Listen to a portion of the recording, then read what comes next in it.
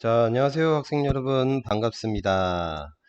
자, 핵심만 쏙쏙 재미있는 한문 수업이 시작되었습니다. 여러분들 오늘 교과서 100쪽 볼 거예요. 100쪽. 와, 숫자 좋죠? 100쪽에 나와 있는 우리 한시 단원에서 마지막 수록되어 있는 한시를 좀 살펴보겠습니다. 우리 전 시간까지는 절구 형태의 한시를 좀 살펴봤어요. 그런데 100쪽에 나와 있는 한시는 자, 화면 보이는 것처럼 와, 엄청나게 좀 길죠? 율시 형태의 한시가 수록이 되어 있습니다. 자, 일단 이 시에 대해서 좀 설명을 좀 할게요. 여기 이 시는 제목이 강촌이라고 하는 시네요. 강촌. 음.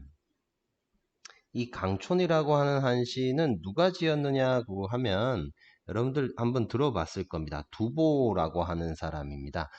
중국 당나라 때의 시인이죠.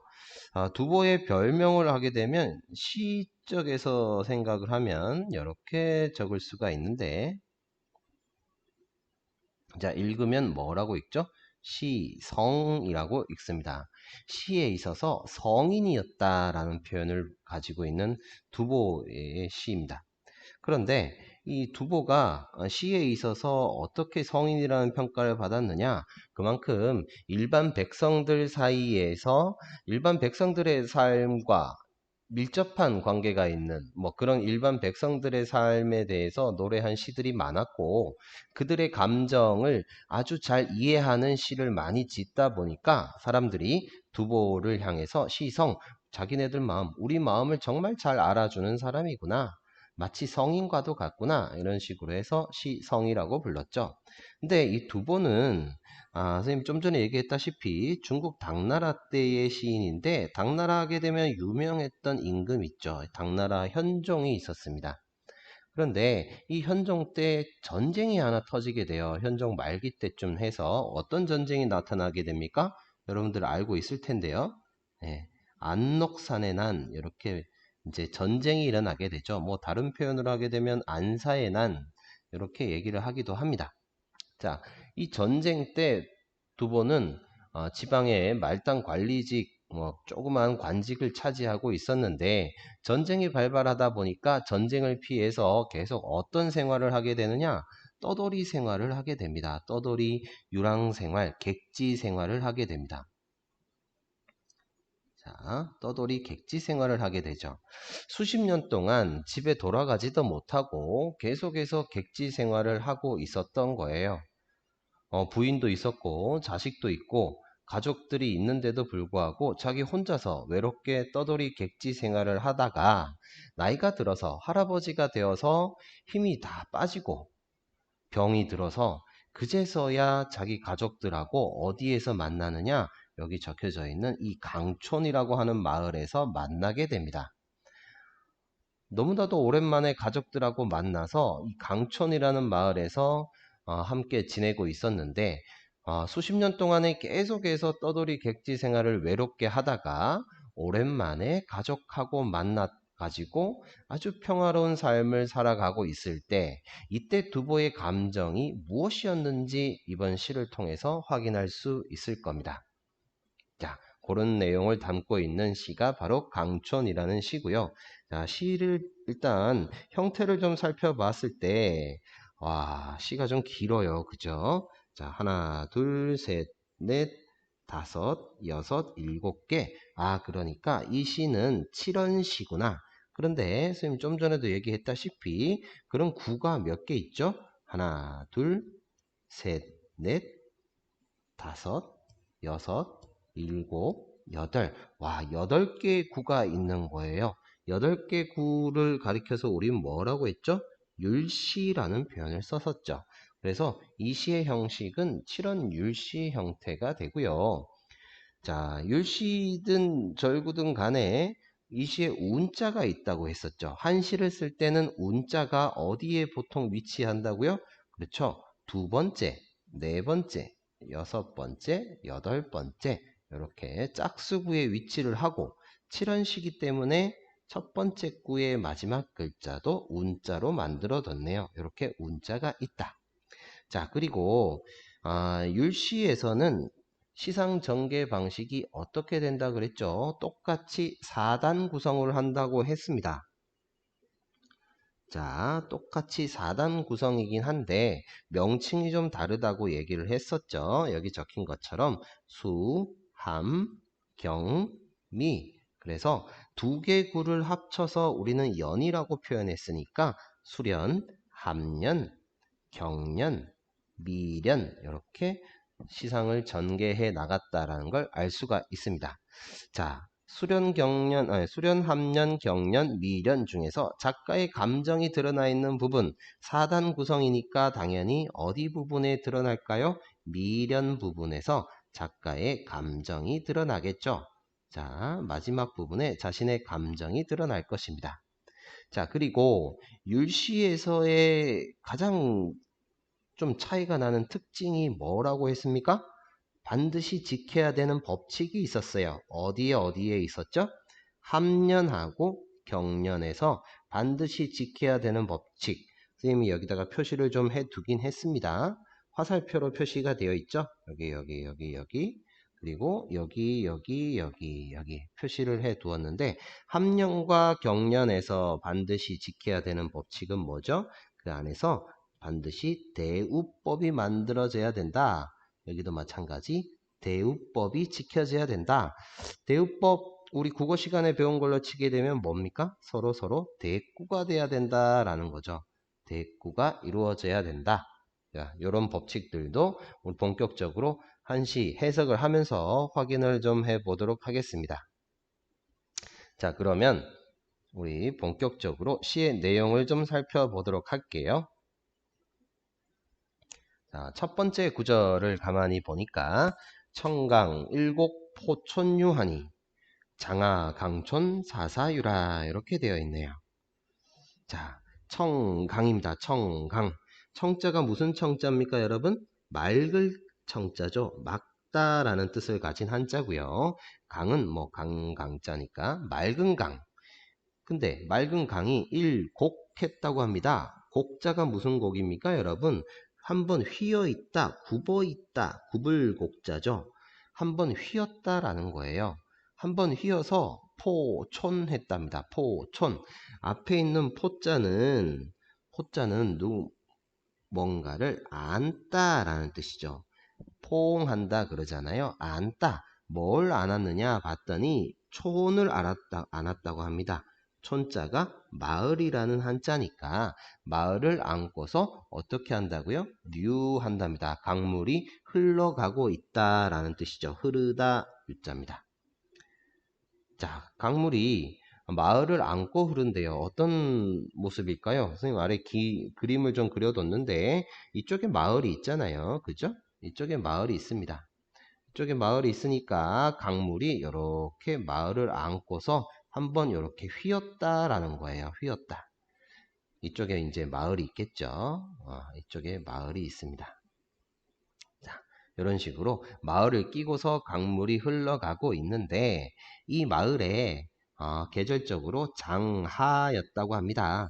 장자가 무슨 장이죠, 여러분? 길다라는 한자잖아요. 긴 하가 나왔네요. 계절 배경이 나온 겁니다. 여름입니다. 긴 여름 동안에 이 마을의 이름 강촌이라는 이 마을에 어떻게 됐느냐? 사사유하답니다. 사가 무슨 한자죠, 여러분? 일입니다. 일이나 사건들이에요. 자, 겹쳐서 쓰였으니까 한 가지 일이 있었던 건 아니고 여러 가지 일들이 있었겠죠.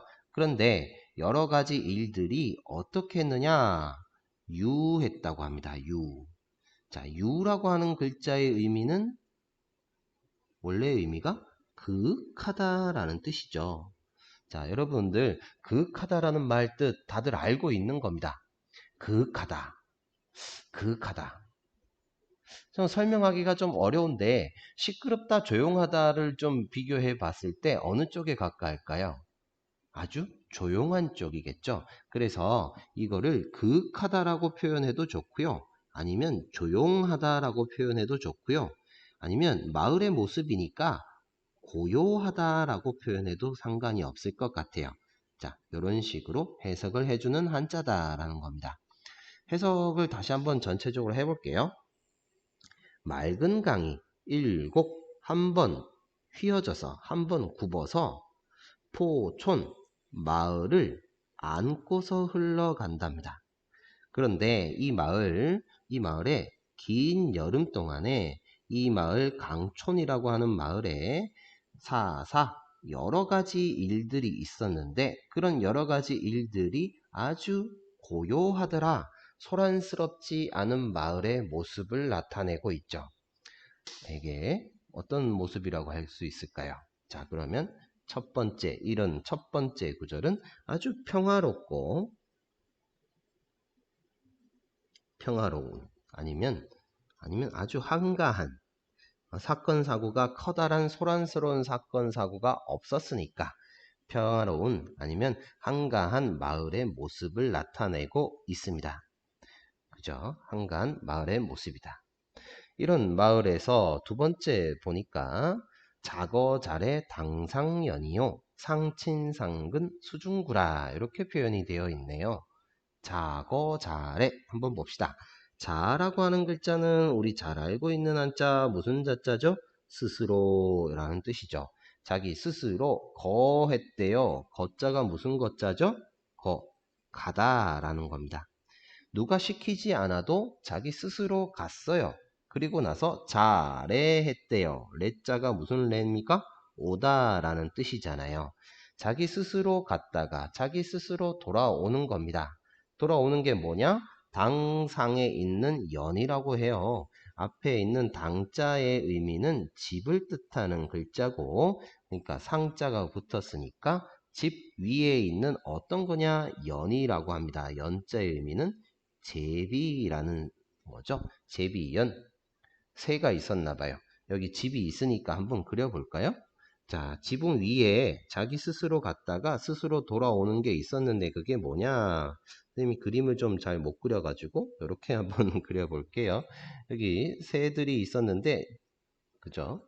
새들이 있었는데 어떤 날에는 새가 여기 있었다가 제비가 이렇게 있었다가 어떤 날에는 또 안 보이고 또 어떤 날에는 보이고 이렇게 했답니다. 아주 평화로운 모습이겠죠. 자연과 함께 마을이 자연 속에 있는 그런 모습이고 아주 평화로운 모습입니다. 자, 그리고 그 옆에 내용을 또 보니까 상친상근이래요. 상자 우리 잘 알고 있는 상 무슨 상자죠? 서로 상자입니다. 서로 친하게 지낸답니다. 친하다라는 한자죠. 서로 친하게 지낸다. 그리고 상근한데요. 근자는 또 무슨 근자입니까? 가까울 근자죠. 가까울 근, 가깝게 지낸대요. 아주 친하게 가깝게 지내고 있는데 그게 뭐냐? 수 중에 구라고 합니다. 수 중에 구. 구는 무슨 구자입니까? 갈매기 구자예요. 자, 한자가 갈매기라는 한자가 쓰이긴 했지만 아까 전에 제비처럼 그냥 일반적인 새라고 합시다. 강물에 다니는, 날아다니는 그런 새들을 표시한다고 생각을 하죠. 여기 그림에서 확인하면, 자, 이런 강물에 이런 새들이 강물 위에 이제 서로 친하게 이제 지내고 있는 거예요. 서로 장난치면서. 자, 그러면 두 번째 구절도 마찬가지, 첫 번째 구절하고 마찬가지 아주 평화롭고 한가한 자연의 모습이죠. 마을 모습이라고 해도 좋고요. 마을 모습입니다. 이런 마을 속에서 살고 있어요. 자, 이런 마을에서 살고 있는데 이제 아까 전에 얘기했다시피 자기 두보가 자기 가족과 수십 년 만에 정말 오랜만에 만났어요. 만나가지고 본인의 아내를 한번 봤죠. 부인을 봤습니다. 부인을 봤는데 너무 오랜만에 만나다 보니까 젊었을 때 결혼했던 그 아내가 처가 있습니다. 처자는 아내 처자죠. 이 아내가 벌써 노해버렸대요. 늙을 노자예요. 늙을 노. 그래서 늙은 아내가 나이든 아내가 뭘 하고 있었느냐? 화지했답니다. 화지. 자, 여기 화자 점 동그라미 별표 한번 쳐둘게요. 그 다음에 이어서 설명을 하면, 자, 지라고 하는 글자는 무슨 지자죠? 종이 지자고요. 화라고 하는 글자는 뭡니까? 원래 우리가 외울 때 그림이라는 뜻입니다. 그런데 우리 늙은 아내가 그림, 종이 말이 안 되죠. 해석 어떻게 해야 될까요? 종이에다가 그림이라고 하지 않고 어떻게 해야 된다? 그리다 라고 표현을 해야 된다라는 거죠. 여기에서 우리가 확인할 수 있는 사실은 뭐냐? 자, 그림이라는 명사입니다. 명사. 그런데 그리다는 동사죠. 자, 한문에서 국어, 영어에서 말하는 문법적인 품사 있잖아요. 이런 명사, 동사, 이런 품사들은 뭐에 따라서, 문장에 따라서 품사가 바뀔 수 있다라는 거죠. 품사가 바뀔 수 있다. 그래서 어떤 한자가 명사로 쓰인다, 어떤 한자가 동사로 쓰인다라는 게 딱히 규정이 되어 있지 않습니다. 자연스럽게 해석을 하면서 한문의 품사가 결정이 되는 거겠죠. 그래서 여기서 화자 같은 경우는 원래는 명사로 풀이를 해야 되겠지만 문맥에 따라서 여기서처럼 동사로 풀이를 해준다라는 겁니다. 자, 이어서 갑시다. 늙은 아내가 종이에다가 그려가면서 위기국을 한다요. 자, 기국이라는 단어가 나왔는데, 자, 기국이라는 단어는 의미가 뭐냐? 바둑판을 뜻하는 글자예요. 종이에다가 가로, 세로, 줄을 그려가면서 바둑판을 뭐 합니까? 바둑판을 위하고 있대요. 자, 위자는 원래 할 위라고 많이 외웁니다. 뭐뭐 하다 위라고 많이 외우는데 바둑판을 하다 말이 이상해요. 그래서 좀 바꿀게요. 바둑판을 뭐 하다라고 하지 말고 뭐라고 하면 좋을까요? 바둑판을 만들다라고 해석을 합시다. 바둑판을 만들다. 자, 해석을 다시 한번 해볼게요. 늙은 아내는 종이에다가 그려가면서 어떻게 바둑판을 만들고 있다. 자, 이렇게 해석했습니다. 그리고 나서 그 다음 내용을 보니까 이제는 자가 나왔습니다. 아까 전에는 아내가 나왔고 이번에는 자가 나왔네요. 자, 무슨 자자입니까? 아들이라고 해도 좋고요. 아니면 자식을 뜻하는 표현으로 해도 괜찮을 것 같습니다. 그런데 그 자식이 나이가 치하답니다. 치자, 유치원 할 때의 치예요. 그럼 무슨 치일까요? 네, 어리다라는 뜻이죠. 어리다.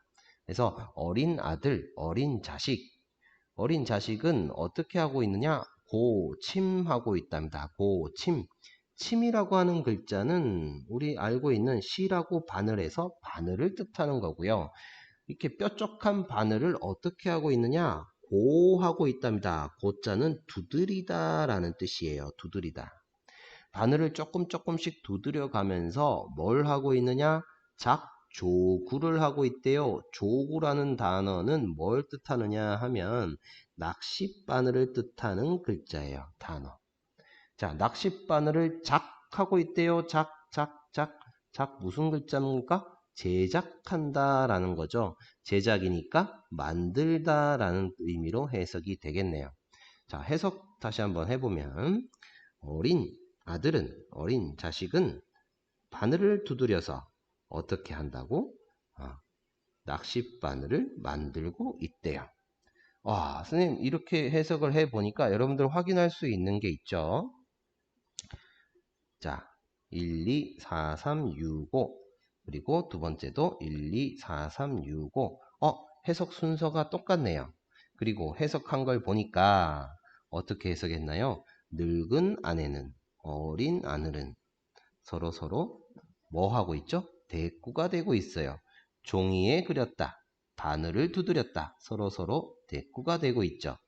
바둑판을 낚싯바늘을 대꾸 만들다 서로 대꾸 이렇게 대꾸 되는 거 어디에 꼭 대꾸법이 쓰여져야 된다고 얘기를 했었습니까? 율시에서 첫 번째 설명을 했던 거죠.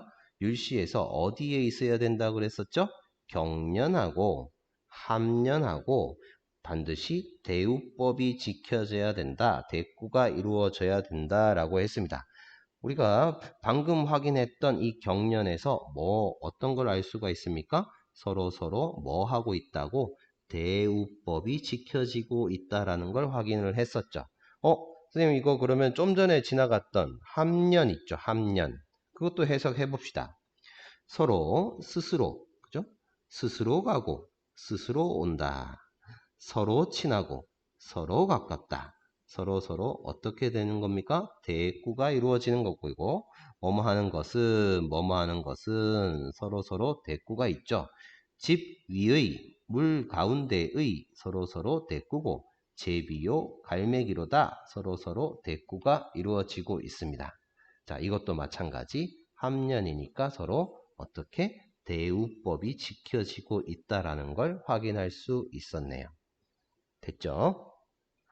자, 함년과 경년에서 이렇게 대우법이 지켜졌다 라는 거고, 세 번째 마지막 경년에서 결국에 어떤 내용입니까? 첫 번째, 두 번째 수련과 함년에서 봤던 내용처럼 이런 평화롭고 한적한 마을에서 자기 부인과 자식이 아주 여유롭고 한가하게 바둑판하고 낚싯바늘을 만들고 있어요.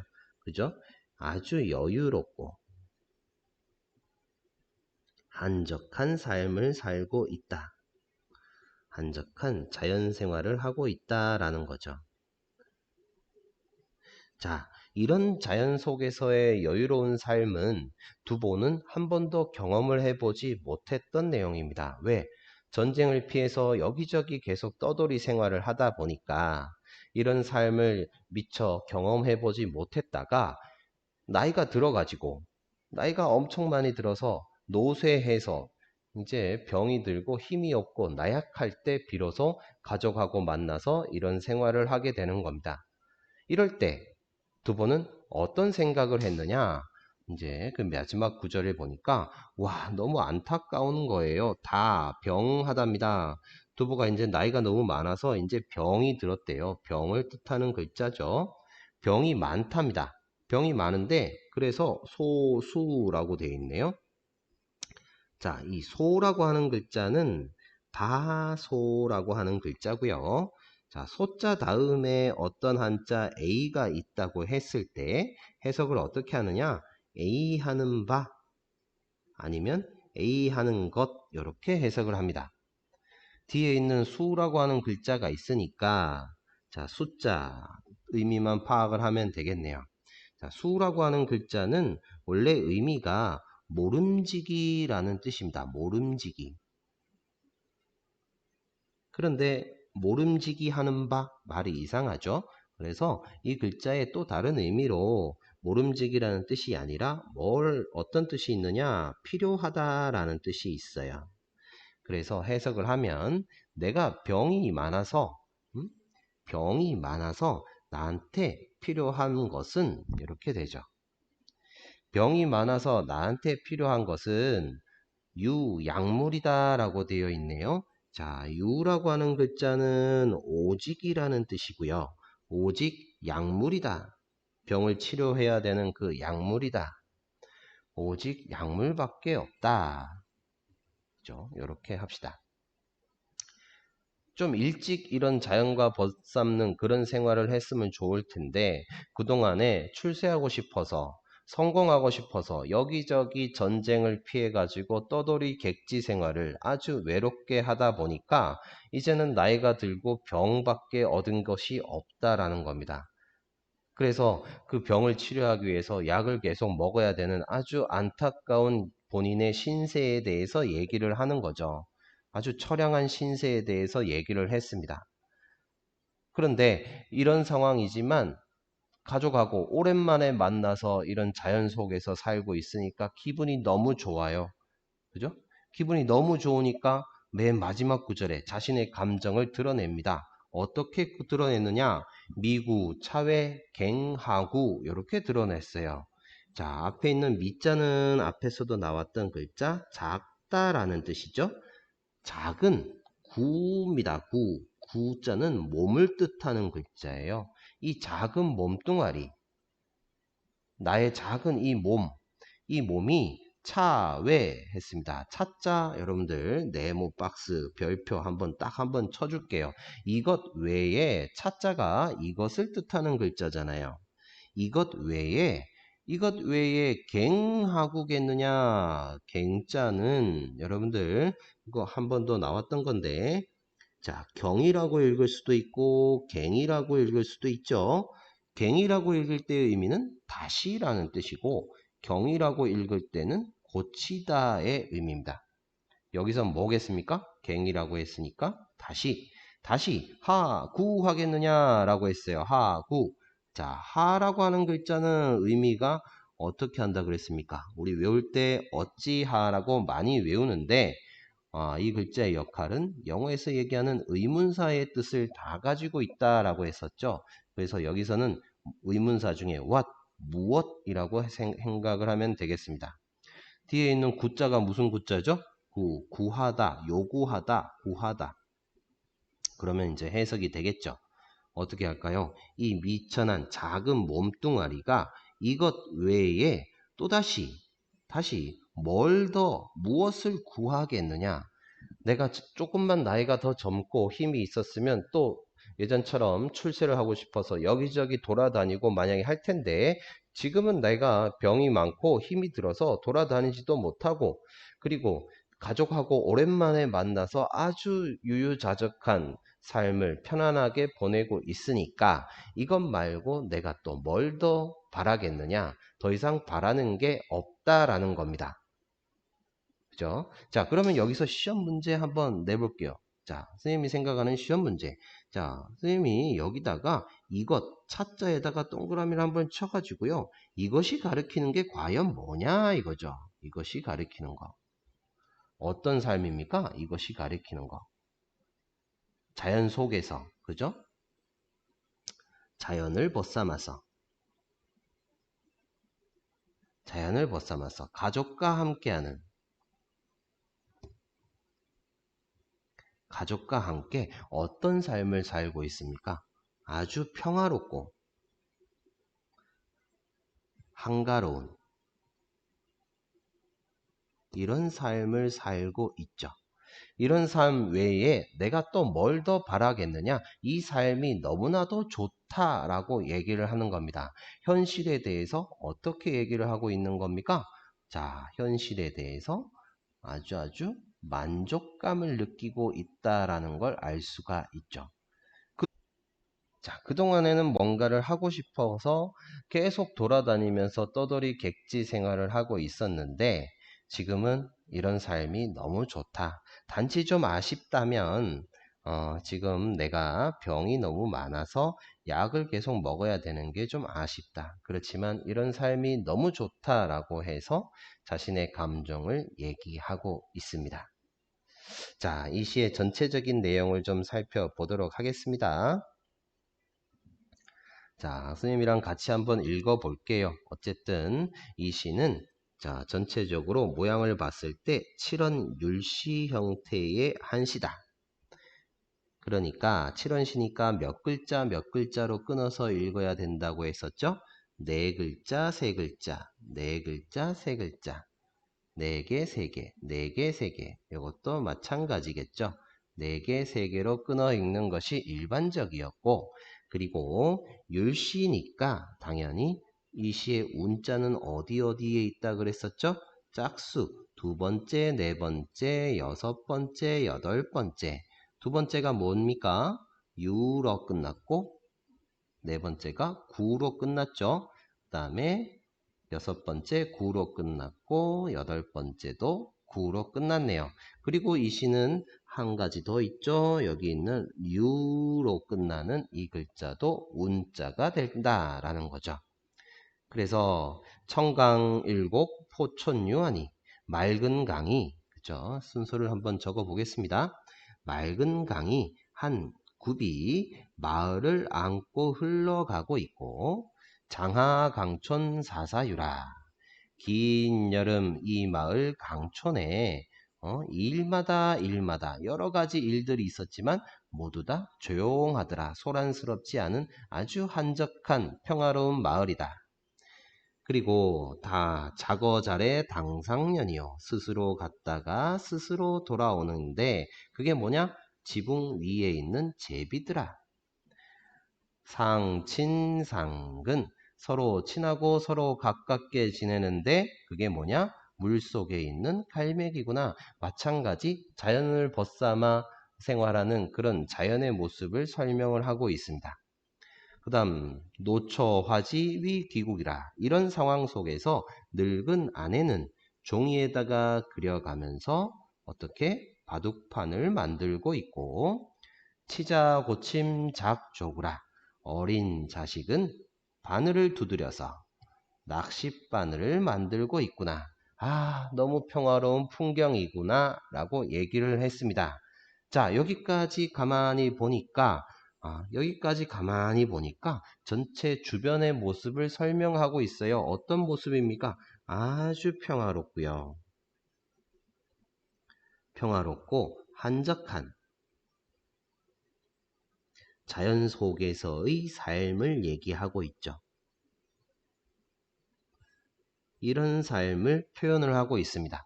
그러다가 이제 마지막에 자신의 감정이 드러나고 있습니다. 어떻게 드러났다고 했습니까?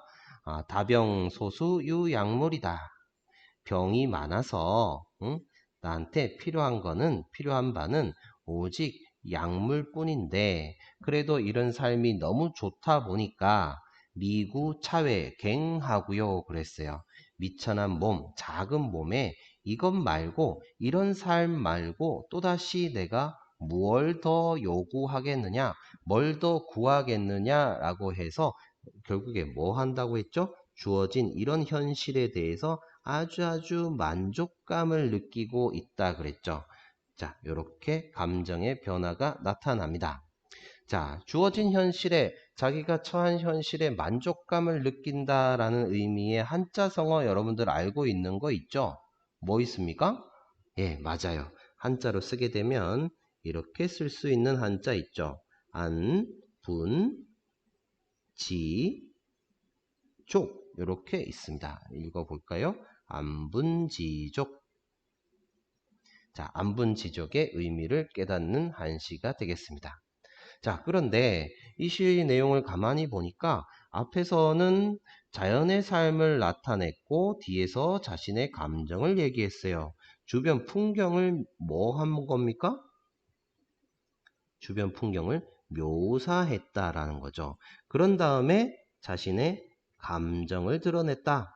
앞에서 뭔가 주변의 모습을 설명하고 그 뒤에 자신의 감정을 얘기했으니까 이 시는 선경후정의 방식을 사용을 하고 있구나.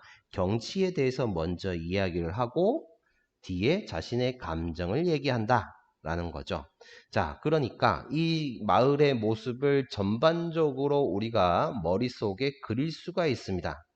주변 모습을 그대로 설명을 해놨으니까. 그래서 이 시는 상당히 회화적이고 묘사적인 특징을 가지고 있다라는 걸 확인할 수 있죠.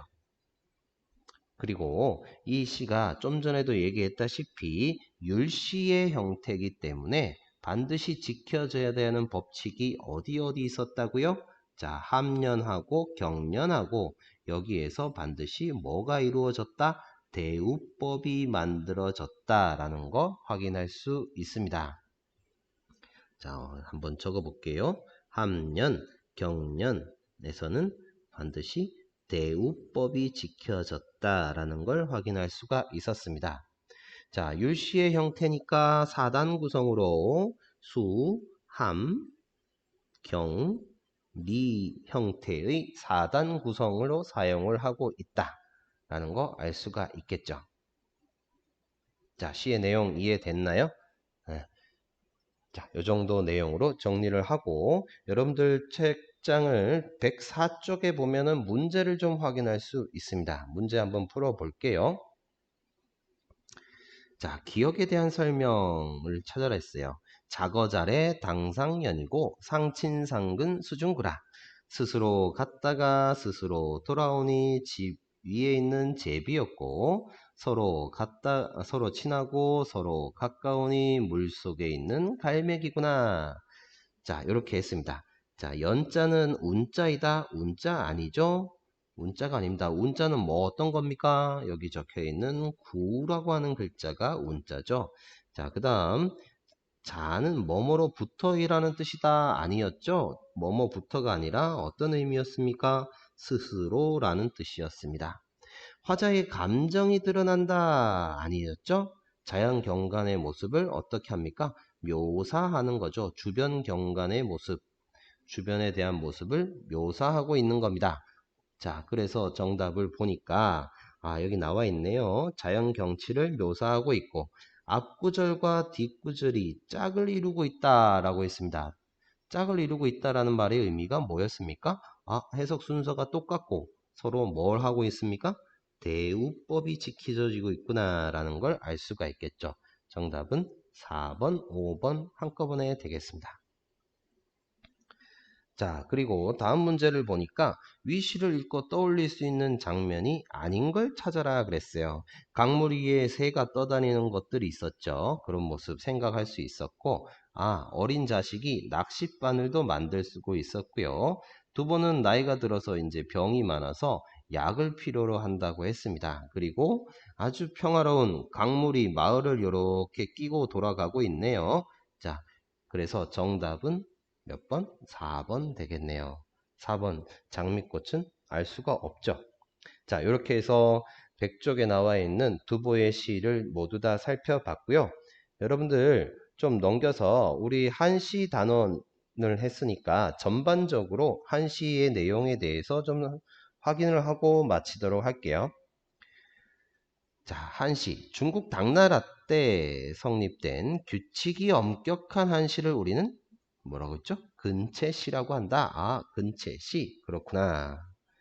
그리고 한시는 일반적으로 기승전결의 단계를 사용한다. 4단계로 시상을 전개하는데 기승전결 같은 경우는 어느 시에서? 절구 형태에서. 그러면 율시에서는 어떻게 한다 그랬었죠? 자, 수함, 경미 이렇게 명칭이 달라진다고 얘기를 했습니다. 자, 그 다음에 다음 문제. 한시에서 특정한 구의 끝자리를 운모가 같은 글자로 맞추는 것을 아분이라고 한다. 보통 어디에 있다고요? 짝수구에. 그죠? 짝수구에 있는 마지막 글자를 운자로 사용을 하고 경우에 따라서는 첫 번째 구, 그죠? 첫 번째 구의 마지막 글자가 운자로 사용되기도 한다라는 거죠. 자, 이렇게 괄호로 칠 수가 있겠네요. 자, 다음 문제. 율시에서는 좀 전에 봤다시피 함령과 경련의 뭐가? 대우법이 지켜져야 된다. 이렇게 했습니다. 자, 지금까지 여러분들 한시에 대해서 좀 살펴봤는데 우리가 한시를 감상할 때는 그 시적 화자가 근체시의 그 정제된 정형화된 틀 안에서 어떻게 자신의 감정을 효과적으로 전달하는지에 대해서 파악을 할 수 있으면 좀 더 깊고 알차게 한시의 내용에 대해서 풍부하게 이해를 하고 감상할 수 있을 겁니다. 자, 우리 다음 시간에도 이와 같은 내용으로 알차게 핵심만 쏙쏙 뽑아서 수업을 진행해 보도록 할게요. 여러분들 지금까지 수고하셨습니다. 감사합니다.